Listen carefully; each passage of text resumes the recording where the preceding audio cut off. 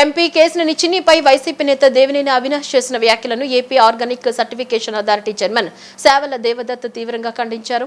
కూటమి ప్రభుత్వం చేస్తున్న అభివృద్ధిని చూసి వైసీపీ నేతలు ఇష్టారీతిన మాట్లాడుతున్నారని విమర్శించారు. విజయవాడ ఉత్సవ్ ద్వారా చిన్న వ్యాపారులకు లాభం చేకూరిందని, ఎంపీ కేసినేని చిన్ని చేస్తున్న అభివృద్ధిని ప్రజలు గమనిస్తున్నారన్నారు. వాస్తవాలు తెలియకుండా మాట్లాడితే ప్రజలే తగిన బుద్ధి చెప్తారని హెచ్చరించారు. ఎంపీ కేసినేని చిన్నిపై వైసీపీ నేత దేవినేని అవినాష్ చేసిన వ్యాఖ్యలను AP organic certification authority chairman సేవల దేవదత్ తీవ్రంగా ఖండించారు.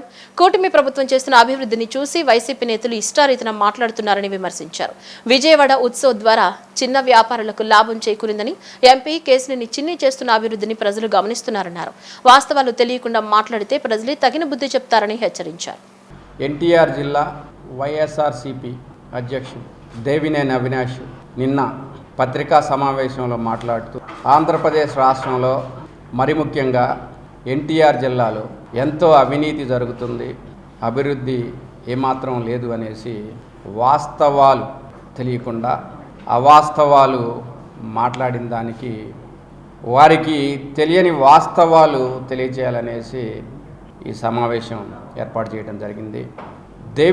దేవినేని అవినాష్ ఆయన తీరు చూస్తుంటే నెలకు ఒకసారి లేదంటే 2 నెలలకు ఒకసారి నేను వైఎస్ఆర్సీపీ పార్టీలోనే ఉన్నాను, వైఎస్ఆర్సీపీ పార్టీ జిల్లా అధ్యక్షుడిగా ఉన్నాననేసి తన ఉనికిని కాపాడుకోవటానికి మాత్రమే ఈ పత్రికా సమావేశం అన్నది మనం నిన్న అవినాష్ మాట్లాడిన దాన్ని బట్టి చూస్తుంటే విజయవాడ పట్టణంలో ఉన్న ప్రజలందరూ, మరి ముఖ్యంగా ఎన్టీఆర్ జిల్లాలో ఉన్న 7 నియోజకవర్గాల్లో ఉన్న ప్రజలందరూ కూడా భావిస్తున్నారు. ప్రధానంగా నిన్న అవినాష్ మాట్లాడినవి అవినీతి, అభివృద్ధి అని మాట్లాడారు.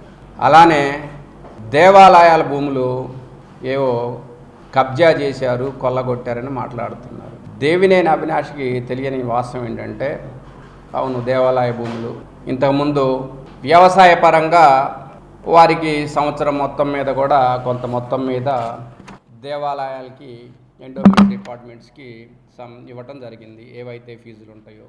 కానీ విజయవాడలో ఎన్నడూ లేని విధంగా అత్యద్భుతంగా కొత్త సాంస్కృతిక కార్యక్రమాలు తీసుకురావాలి, దసరా మహోత్సవాలు ఉన్నతంగా నిర్వహించాలనేసి ఆ కొంత స్థలం తీసుకోవడం జరిగింది.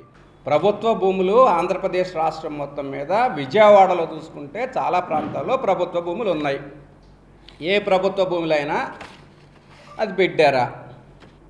ఆక్రమణ జరగలేదు కదా, అది కబ్జా చేసుకోలేదు కదా, అక్కడ ఎలాంటి డెవలప్మెంట్ కూడా లేదు కదా. చేసిన డెవలప్మెంట్ కూడా అది ఎండోమెంట్స్కి ఉపయోగకరంగానే ఉంది, కానీ అది వినాశనానికి విధ్వంసానికి లేదు కదా. విజయవాడ నగర నివాసం ఉంటున్న కృష్ణా జిల్లా గొడ్డల పార్టీ అధ్యక్షుడు దేవినేని అవినాష్ తన నోటికొచ్చినట్టుగా విధానంగా మాట్లాడడం విజయవాడ నగర ప్రజలు, ఎన్టీఆర్ జిల్లా ప్రజలు నవ్వుకుంటున్నారు. దేవినేని అవినాష్ ఒక ఛాలెంజ్ చేస్తున్నాం. విజయవాడ నగరంలో ఏ రోజైనా సరే నగర అభివృద్ధి మీద కానీ లేకపోతే నగరంలో ఉన్న శాంతి భద్రతల మీద కానీ ఏనాడైనా మీరు చర్చించారా? ఇవాళ తెలుగుదేశం పార్టీ మరి విజయవాడ పార్లమెంట్ సభ్యుడిగా మన కేసినేని చిన్ని గారు ఎన్నికైన నాటి నుండి నేటి వరకు కూడా ఎన్టీఆర్ జిల్లాలో తన పార్లమెంటు పరిధిలో ముఖ్యంగా విజయవాడ 3 నియోజకవర్గ పరిధిలో కేంద్ర ప్రభుత్వ నిధుల నుంచి ఈ రాష్ట్రానికి రావాల్సిన నిధుల నుంచి తీసుకొచ్చిన నగరాభివృద్ధిపై ముందున్న వ్యక్తి చిన్ని గారు. అట్లాంటి అభివృద్ధి కార్యక్రమంలో ముందున్న వ్యక్తిని అవినీతి అక్రమాలు పాల్పడుతున్నాడని, దేవాలయ భూములు కబ్జాలు చేస్తున్నాడని వాస్తవాలు మాట్లాడుకోకుండా అవాస్తవాలు మాట్లాడడం.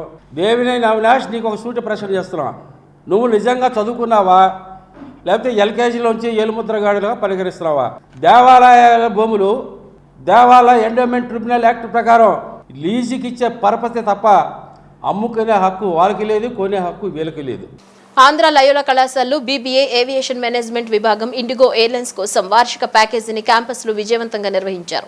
ప్లేస్మెంట్ ఆధారిత కార్యకలాపాల్లో వారికి శిక్షణ ఇవ్వటం జరిగిందని ఏవియేషన్ మేనేజ్మెంట్ నిర్వాహకులు చెప్పారు. శిక్షణలో ఎంపికైన విద్యార్థులకు అభినందనలు తెలియజేశారు.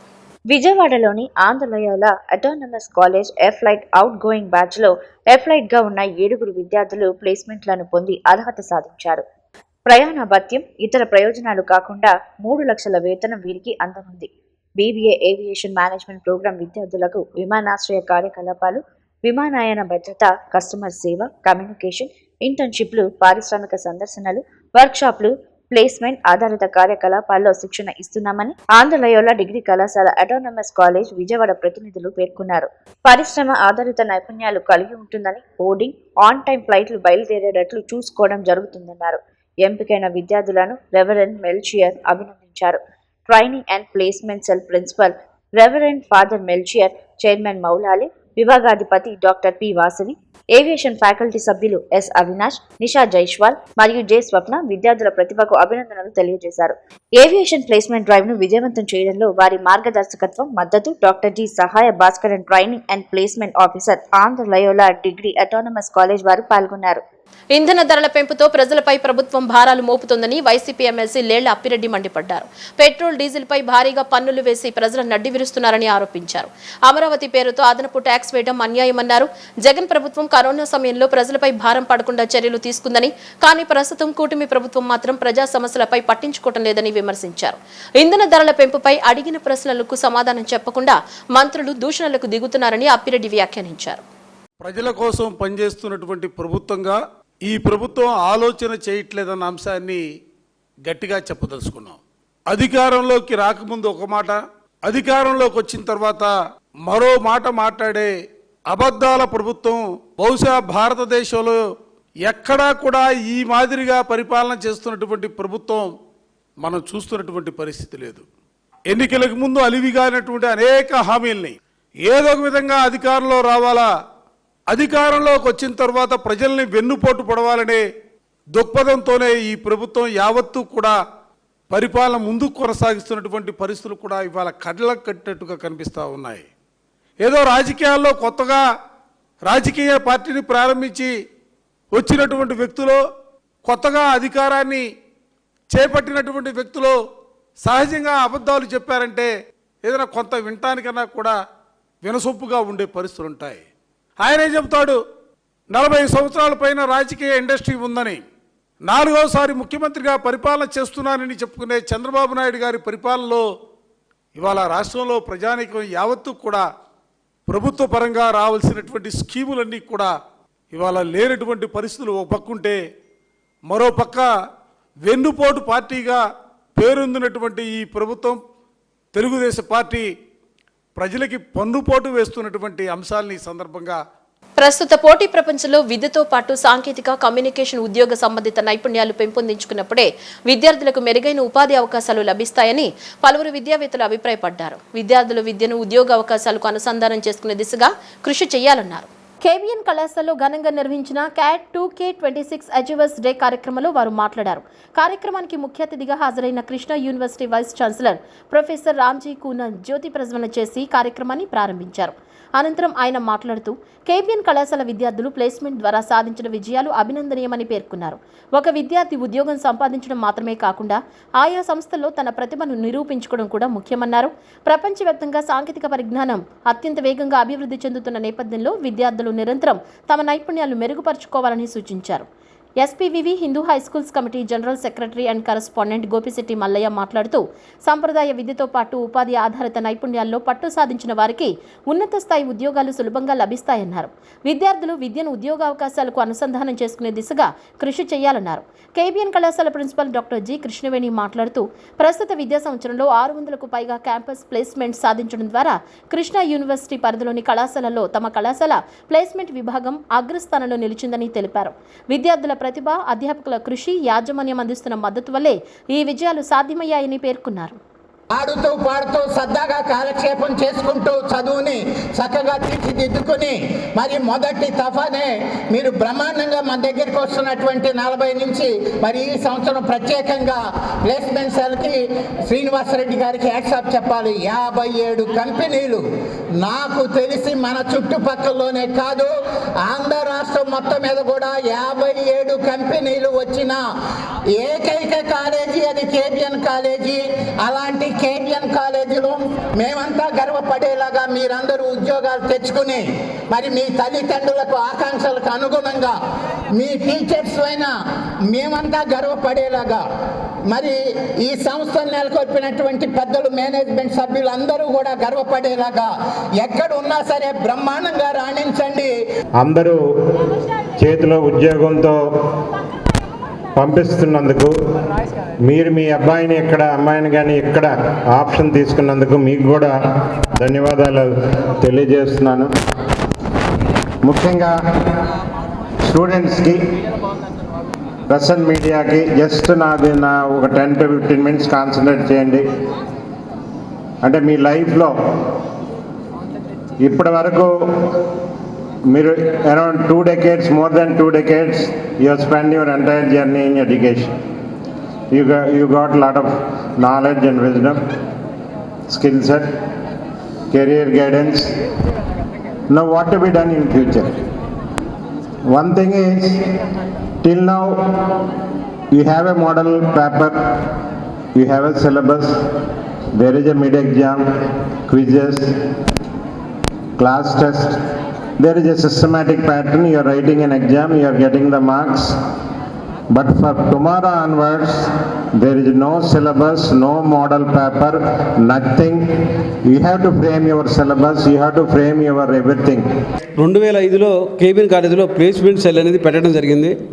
ఆ రోజుల్లో ఎక్కడా కూడా ఎటువంటి ప్రొఫెషనల్ కాలేజీల్లో కూడా ప్లేస్మెంట్ సెల్ ఉండేది కాదు.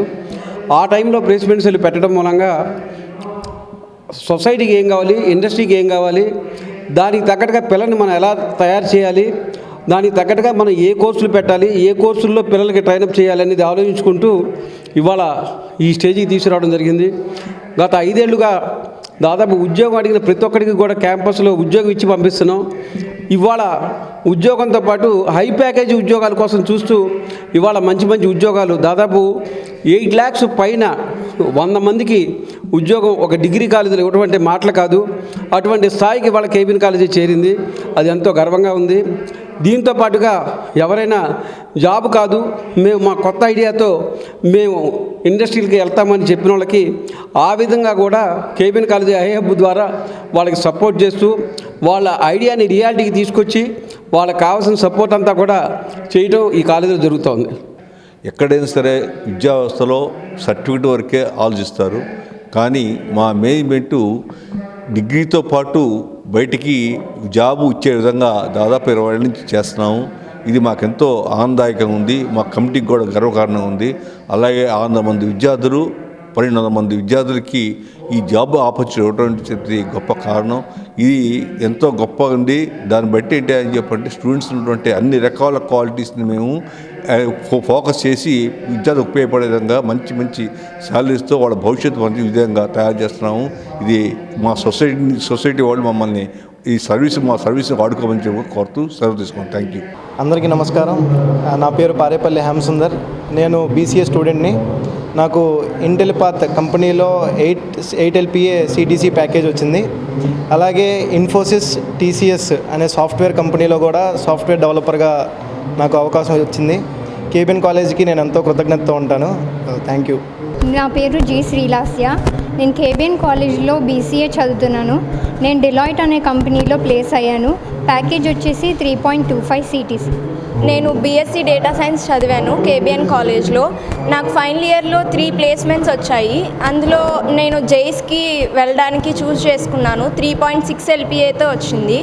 నాకు డ్యూరింగ్ అకాడమిక్స్ నాకు సాఫ్ట్ స్కిల్స్ మీద, కమ్యూనికేషన్ మీద బాగా ఇంట్రెస్ట్ అని తెలిసి మా ప్లేస్మెంట్ ఆఫీసర్ని నేను అడిగాను ఆ వైపు ఏమైనా జాబ్స్ ఉన్నాయని. సో వాళ్ళు అర్థం చేసుకొని మాకు చాలా ఆపర్చునిటీస్ ఇవ్వడం వల్లే నాకు జైస్లో ప్లేస్మెంట్ వచ్చింది. వాళ్ళ కోఆపరేషన్కి, గైడెన్స్కి I'm very happy for that. Thank you.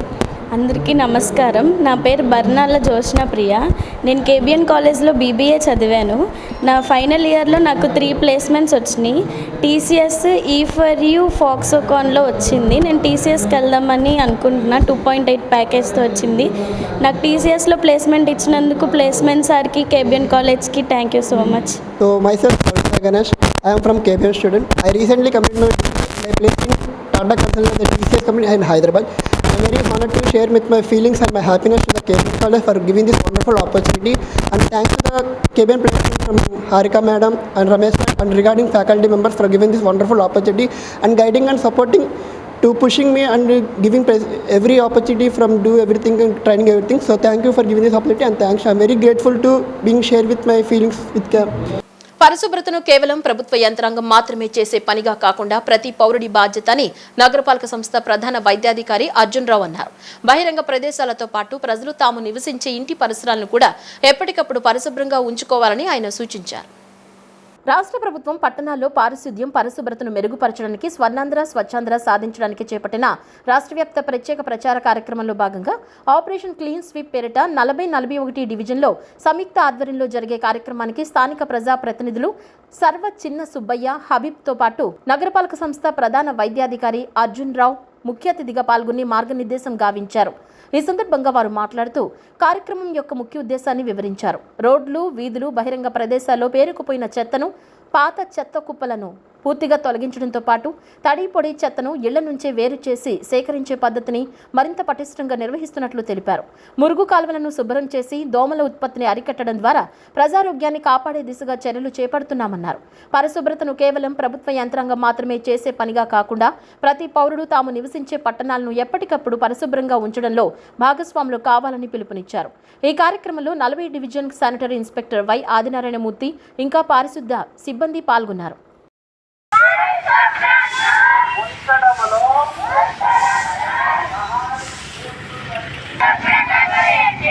నేను వేసిన ఈ ముందు నేను వేసిన ఈ ముందడు